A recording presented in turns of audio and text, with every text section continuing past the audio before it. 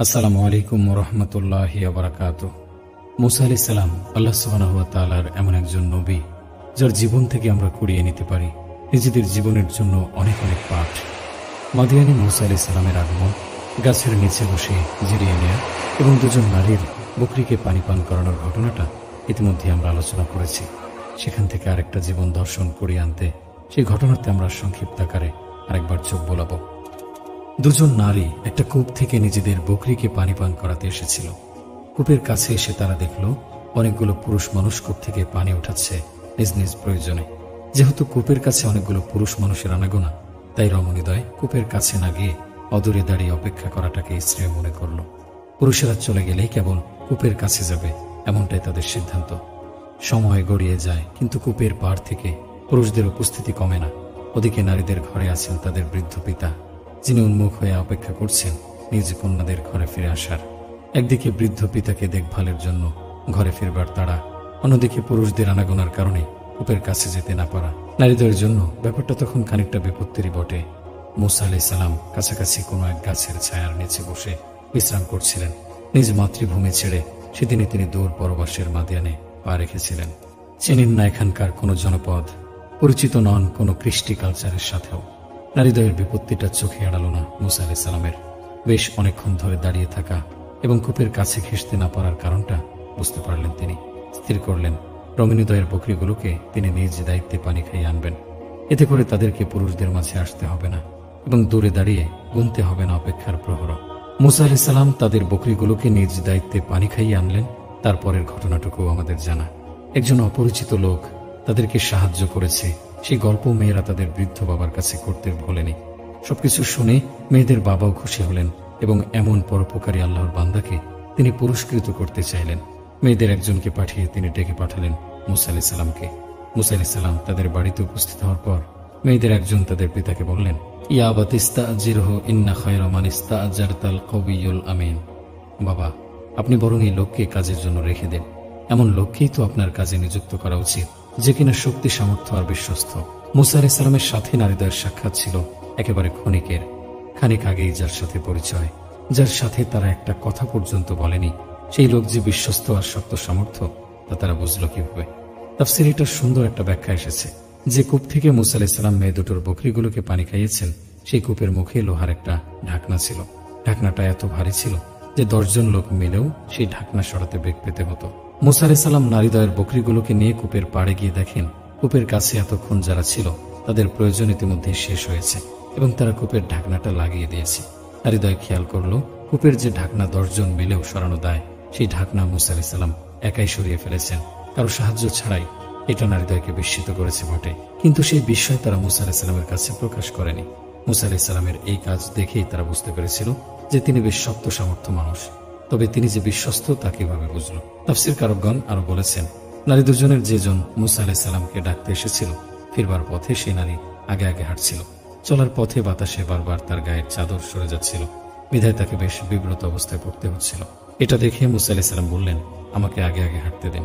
আমি যদি পথ ভুল করে অন্যদিকে পা বাড়াই, আপনি পেছন থেকে একটা পাথর ছুঁড়ে আমাকে সঠিক পথটা দেখিয়ে দিলেই হবে।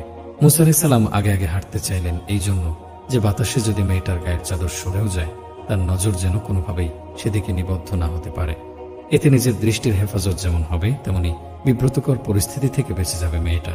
আর উল্লেখ্য যে পথ হারালে মুসা আলাইহিস সালাম তাকে পাথর ছুঁড়ে সঠিক পথ নির্দেশ করতে বলেছেন, আওয়াজ করে পথ দেখিয়ে দিতে বলেননি। ওই অপরিচিতার কণ্ঠস্বর শোনাটাকেও নিজের জন্য উচিত মনে করেননি তিনি। যে লোক নিজের চরিত্রকে, নিজের দৃষ্টিকে হেফাজতে এতখানি তৎপর, যিনি একাকিনী রমণীদের কাছ থেকেও নিজের দৃষ্টিকে এভাবে আড়াল করেন, তাকে তো চোখ বন্ধ করে বিশ্বাস করে ফেলা যায়। সুতরাং তার বিশ্বস্ততার ব্যাপারে রমণীদের চিন্তা এখানে একটু অমূলক ছিল না। আমি ভাবি বর্তমানের শফের দুনিয়ায় মুসা আলাইহিস সালাম আমাদের জন্য কি চমৎকার দৃষ্টান্ত এনে রেখে গেলেন। আজকাল আমরা অন্যকে দেখানোর জন্য, অন্যের কাছে নিজের গুণ জাহির করার জন্য কত চেষ্টাই না করি। আমি এমন অনেক ছেলেকে চিনি যারা অন্যকে দেখানোর জন্য দামি মডেলের বাইক কেনে, দামি রেস্টুরেন্টে খেতে যায়, খুব পরিশ্রম করে 6 প্যাক বডি তৈরি করে যাতে তাকে দেখে অন্যরা বাহবা দেয়। এমন অনেক মেয়েও আছে যারা দামি কাপড় চোপড় পরে সাজগোজ করে বাইরে যায় অন্যকে আকৃষ্ট করতে, তাদের রূপ আর লাবণ্যে ডুবিয়ে রাখতে চায় অন্য সবাইকে। অথচ মুসা আলাইহিস সালাম মেয়ে দুটোকে মুগ্ধ করতে, কিন্তু তাদের বকরিগুলোকে পানি খাওয়াতে ছুটে যাননি। তিনি মুগ্ধ করতে চেয়েছিলেন কেবল আল্লাহ সুবহানাহু ওয়া তাআলাকে। নিজের দৃষ্টি হেফাজতকে তিনি আল্লাহর বিধান হিসেবে মেনে চলেছেন। মেয়েটিকে সামনে চলতে দিলে তার দৃষ্টি হেফাজতে সমস্যা হতে পারে, শয়তানের ওয়াসওয়াসায় তিনি পরাস্ত হতে পারেন। এই ভয় থেকেই তিনি আগে আগে চলতে চেয়েছেন। এই যে কেবল আল্লাহকে সন্তুষ্ট করার জন্যই কাজ করা, আল্লাহর বিধানকে ভালোবেসে আঁকড়ে ধরা, তা পালনে সর্বদা সচেষ্ট থাকা, এসবের বিনিময় হিসেবে মুসা আলাইহিস সালাম কি পেলেন? মাদিয়ানে তিনি এসেছিলেন একেবারে অসহায় অবস্থায়। না ছিল কোনো আশ্রয়, না ছিল কোনো খাবার দাবারের বন্দোবস্ত। অথচ এই একটা ঘটনার জের ধরে আল্লাহ সুবহানাহু ওয়া তাআলা তাকে আশ্রয় দিলেন একজন নেককার বান্দার গৃহে। কোনো তাফসীর কারকের মতে ওই মেয়ে দুটোর বাবাও আল্লাহর একজন নবী ছিলেন। মুসা আলাইহিস সালাম শুধু যে আশ্রয় পেলেন তা কিন্তু নয়, ওই মেয়ে দুটোর একজনকে তিনি নিজের জীবন সঙ্গিনী হিসেবেও পেয়েছিলেন। তার শক্তিমত্তা তিনি কাজে লাগিয়েছেন মানুষের উপকারে। এই উপকার তিনি করেছেন শুধু আল্লাহকে খুশি করার জন্যই। নিজের অসহায় ছন্নছাড়া অবস্থাতেও তিনি তার চরিত্র, তার দৃষ্টির হেফাজতের কথা ভুলে যাননি। এসবের পুরস্কার হিসেবে তিনি লাভ করেছেন একটা উত্তম আশ্রয়, একজন উত্তম জীবন সঙ্গিনী, আর শ্বশুরকে পেয়েছেন একজন উত্তম অভিভাবক হিসেবে। শোয়াফের দুনিয়ায় আমরা যারা অপরকে মুগ্ধ করার জন্য খেটে খুঁটে মরি, আমরা আসলে কি পাই দিন শেষে? আর মুসা আলাইহিস সালাম যার ব্রতই ছিল কেবল আল্লাহকে মুগ্ধ করা, আল্লাহর সন্তুষ্টি অর্জন করা, তিনি কি পাননি দুনিয়া? এক মনীষী কত সুন্দর বলেছেন, সে কি পেল যে আল্লাহকে হারালো, আর সে কি হারালো যে আল্লাহকে পেল।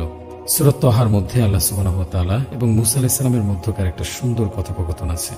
মুসা আলাইহিস সালামের কাছে আল্লাহ জিজ্ঞেস করছেন, ওমা তিলকা বিয়ামিনিকা ইয়া মুসা, আর ওহে মুসা, আপনার ডান হাতে ওটা কি? আল্লাহ সুবহানাহু ওয়া তাআলার অনেকগুলো গুণবাচক নাম রয়েছে যেগুলোতে তার সত্তার ক্ষমতার প্রকাশ ঘটে। আল্লাহর সেরকম একটা নাম হলো আল বাসির। আল বাসির শব্দের অর্থ হলো সর্বদ্রষ্টা, অর্থাৎ যিনি সবকিছু দেখেন। সবকিছু দেখেন শব্দদ্বয় যত সহজে বলা যাচ্ছে। আল্লাহ সুবহানাহু ওয়া তাআলার নাম আল বাসির শব্দের ভারত্ব কিন্তু তত সহজ নয়। যা কিছু প্রকাশিত তা তিনি দেখেন, এবং যা কিছু অপ্রকাশিত তাও তিনি দেখতে পান। গোটা সৃষ্টি জগতে এমন একটা বিন্দু, এমন একটা ক্ষুদ্রাতি ক্ষুদ্র বস্তুকণা নেই যা তার দৃষ্টির অন্তরালে। সাগরের বুকে তৈরি হওয়া একটা ছোট্ট ঢেউ, সেই ঢেউয়ের আরো ভেতরে তৈরি হওয়া কম্পন, সেই কম্পনে ছিটকে যাওয়া এক বিন্দু জল, সেই ঘটনাচিত্র আল্লাহর দৃষ্টির আড়াল হতে পারে না। গভীর সাগর তলে যে ক্ষুদ্র নুড়িকণা, সেই নুড়িকণার নিচে তার চেয়েও ক্ষুদ্র যে প্রাণী, সেই প্রাণীর গায়ে থাকা তার চেয়েও ক্ষুদ্র বালিকণা, সেটাও আল্লাহ সুবহানাহু ওয়া তাআলা দেখেন। ঘন গহীন অরণ্য, যেখানে আজ তক কোনো মানুষের পদচিহ্ন পড়েনি।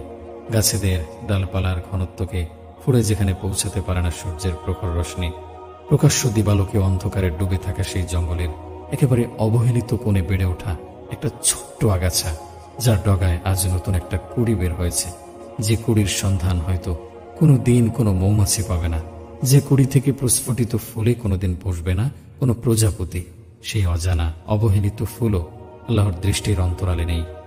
এত ক্ষুদ্রাতি ক্ষুদ্র, এত সূক্ষ্ম বস্তুকণাও যদি আল্লাহ সুবহানাহু ওয়া তাআলার দৃষ্টি থেকে আড়াল না হয়, তাহলে মুসা আলাইহিস সালামের হাতে কি আছে সেটাও কি তিনি দেখতে পাননি সেদিন? যদি দেখতেই পাবেন তাহলে জিজ্ঞেস করলেন কেন, মুসা আপনার হাতে ওটা কি? মুসা আলাইহিস সালামের হাতে ওটা যে একটা লাঠি, সেটা আল্লাহর দৃষ্টি এড়িয়ে যাওয়ার তো প্রশ্নই আসে না। কিন্তু তবু বাড়তি করে আল্লাহ সুবহানাহু ওয়া তাআলা কেন মুসা আলাইহিস সালামের কাছে জানতে চেয়েছিলেন? তাফসীরের একটা ব্যাখ্যা এসেছে। আয়াতের পরস্পরায় আমরা দেখতে পাই, খানিকটা পরে আল্লাহ সুবহানাহু ওয়া তাআলা মুসা আলাইহিস সালামকে বলেন যে তিনি যেন তার হাতে থাকা লাঠি মাটিতে নিক্ষেপ করেন। মুসা আলাইহিস সালাম লাঠি মাটিতে নিক্ষেপ করার সাথে সাথে সেটা এক বিশালাকার সাপে পরিণত হয়, যা ফুসফুস করতে থাকে। এটা ছিল মুসা আলাইহিস সালামকে দেয়া আল্লাহ সুবহানাহু ওয়া তাআলার একটা মুজিজা। তবে এই মুজিজা প্রদানের আগে কিংবা লাঠিটাকে সাপে পরিণত করে দেখানোর আগে আল্লাহ সুবহানাহু ওয়া তাআলা মুসা আলাইহিস সালামের স্বীয় জবান থেকে সাক্ষ্য নিয়ে রাখলেন যে ওটা আসলে লাঠিই ছিল। আল্লাহ সুবহানাহু ওয়া তাআলা যদি মুসা আলাইহিস সালামের কাছ থেকে এই স্বীকারোক্তি নেওয়া ছাড়াই লাঠিটাকে সাপে পরিণত করে দেখাতেন, তাহলে মুসা আলাইহিস সালাম এরকম ভাবলেও ভাবতে পারতেন যে আমি যেহেতু রাতের বেলা তুর পাহাড়ে এসেছি, অন্ধকারে ভুল করে লাঠির বদলে সম্ভবত এই সাপটাকে ধরে নিয়ে এসেছি, না বুঝে। এটুকু সন্দেহ যাতে মুসা আলাইহিস সালামের মনে উদ্রেক না হয়, সেজন্য আল্লাহ সুবহানাহু ওয়া তাআলা মুজিজা প্রদানের আগে মুসা আলাইহিস সালামকে আরেকবার দেখিয়ে নিলেন হাতের ওটা আসলে কি জিনিস। অর্থাৎ হে মুসা, ভালো করে দেখে নিন আপনার হাতে থাকা বস্তুটা কি। মুসা আলাইহিস সালাম যখন লাঠির দিকে আরেকবার তাকিয়ে সাক্ষ্য দিলেন যে এটা তার লাঠি, তারপর আল্লাহ সুবহানাহু ওয়া তাআলা সেটাকে মাটিতে নিক্ষেপ করতে বললেন। তবে আল্লাহ সুবহানাহু ওয়া তাআলার ওহে মুসা আপনার ডান হাতে ওটা কি প্রশ্নটা দ্বারা এটাও কি বোঝায় না যে আল্লাহ সুবহানাহু ওয়া তাআলা আসলে বান্দার সাথে কথোপকথন পছন্দ করেন? তিনি চান তার বান্দা তার সাথে মন খুলে কথা বলুক। তিনি জানেন মুসা আলাইহিস সালামের হাতে কি আছে, তা সত্ত্বেও তিনি চাইলেন মুসা আলাইহিস সালামের সাথে আলাপ করতে। তাই তিনি জিজ্ঞেস করলেন, ওহে মুসা, আপনার ডান হাতে ওটা কি? আল্লাহ সুবহানাহু ওয়া তাআলার প্রশ্নের জবাবে মুসা আলাইহিস সালাম কি জবাব দিয়েছেন দেখুন। আল্লাহ যে আল বাসির তথা সর্বদ্রষ্টা, তা তো মুসা আলাইহিস সালাম জানেন। তার হাতের বস্তুটা যে কি তাও তো আল্লাহ দেখছেন। তা সত্ত্বেও যখন আল্লাহ সুবহানাহু ওয়া তাআলা জানতে চাইলেন ওটা কি, তা একটু বিরক্তির উদ্রেক করেনি মুসা আলাইহিস সালামের মনে। তিনি বলে বসেননি, ইয়া আল্লাহ, আপনি তো সবকিছু দেখেন, আপনি দেখতে পাচ্ছেন না আমার হাতে এটা কি? বরং মুসা আলাইহিস সালামের উত্তরের ধরন দেখে মনে হয় আল্লাহ সুবহানাহু ওয়া তাআলার এমন প্রশ্নে তিনি অত্যন্ত খুশি হয়েছিলেন। আল্লাহর প্রশ্নের জবাবে মুসা আলাইহিস সালাম বিনয় আর নম্রতার সর্বোচ্চ প্রকাশ ঘটিয়ে বললেন, ইয়া আসায়া আতাওয়াক্কাউ আলাইহা ওয়া আহুশু বিহা আলা গনামি ওয়া লিয়া ফিহা মারিবু উখরা। এটা আমার লাঠি, এতে আমি ভর দেই। এর সাহায্যে আমার মেষপালের জন্য গাছের পাতা পাড়ি এবং এতে করে আমার আরো অনেক কাজ হয়। খেয়াল করুন, আল্লাহ সুবহানাহু ওয়া তাআলা প্রশ্ন করেছেন, শুধু একটা জানতে চেয়েছেন হাতে ওটা কি, কিন্তু মুসা আলাইহিস সালাম জবাব দিলেন তিনটা। এটা আমার লাঠি। মুসা আলাইহিস সালাম যদি আল্লাহকে শুধু এটুকু বলতেন তাহলেই হয়ে যেত, কিন্তু তিনি সেখানে থামলেন না। একটা প্রশ্নের জবাবকে তিনি তিনটা উত্তরে সাজিয়ে বলেছেন, এতে আমি ভর দেই, এতে করে আমার মেষপালের জন্য গাছের পাতাও পাড়া হয় এবং এতে করে আমার আরো কাজ হয়। ভর দিয়ে আর মেষপালের জন্য গাছের পাতা পাড়ার বাইরেও লাঠিটা দিয়ে নিজের আরো কিছু কাজ তিনি করেন। তবে সে কাজগুলো ভর দেয়া আর গাছের পাতা পাড়ার মতো নিয়মিত কোনো কাজ নয়, সেগুলো খুবই অনুল্লেখযোগ্য। যেহেতু সেই কাজগুলো খুব কদাচিৎ করা হয়, সেগুলোর কথা আল্লাহকে না বললেও চলে। তিনি কথা বলছেন বিশ্বজাহানের প্রতিপালকের সাথে। এমন সৌভাগ্য লগ্নে জীবনের সকল খুঁটিনাটি মনে পড়বে তা তো নয়, কিন্তু মনে পড়ছে না বলে কি তিনি আল্লাহকে সেটা জানাবেন না? না, মুসা আলাইহিস সালাম সুযোগটা ছাড়তে রাজি নন। লাঠি দিয়ে আর কি কাজ তিনি করেন তা মনে না পড়ুক, তবু তিনি বললেন, এটা দিয়ে আমার আরো অনেক কাজ হয়। আল্লাহর একটা প্রশ্নের জবাবে মুসা আলাইহিস সালাম তিনটা জবাব কেন দিয়েছেন জানেন? তিনি আসলে আল্লাহর সাথে কথা বলাটাকে দীর্ঘায়িত করতে চাইছিলেন। মহামহিম আল্লাহ, বিশ্বজাহানের অধিপতির সাথে কথা বলার সুযোগ, এ কি এত সোজা কথা? তাই মুসা আলাইহিস সালাম কথা বাড়িয়েছেন যাতে আলাপটাকে দীর্ঘ করা যায়, প্রলম্বিত করা যায়। আপনার প্রয়োজনের কথা, জীবনে যা কিছু আপনার খুব দরকার, তাই তো মধ্যে আল্লাহ সুবহানাহু ওয়া তাআলা জানেন। যা কিছু আপনাকে কুরে খাচ্ছে, যে বাধা আপনাকে সামনে অগ্রসর হতে দিচ্ছে না, যে ভয় আপনার বিকাশের অন্তরায় হয়ে দাঁড়িয়েছে, এসবের কোনো কিছুই আল্লাহ সুবহানাহু ওয়া তাআলার কাছে অজানা নয়। কিন্তু তবুও তিনি আপনার মুখ থেকে সেগুলো শুনতে পছন্দ করেন। যেমনি ভাবে মুসা আলাইহিস সালামের কাছ থেকে তিনি শুনতে পছন্দ করেছেন সেই লাঠির কথা। আপনার প্রয়োজন আল্লাহকে জানান ঠিক সেভাবে যেভাবে মুসা আলাইহিস সালাম কথা বলেছেন আল্লাহর সাথে। বিনয় ধরে রেখে, আশার ফোয়ারা ছুটিয়ে, ভরসার পারদ উঁচু করে, মন দিল খুলে আল্লাহর সাথে কথা বলুন। আপনার যা কিছু দরকার, যা কিছু আপনার পছন্দ, আল্লাহর সাথে কথা বলাটা হয়ে উঠুক আপনার দৈনিক রুটিনের অংশ।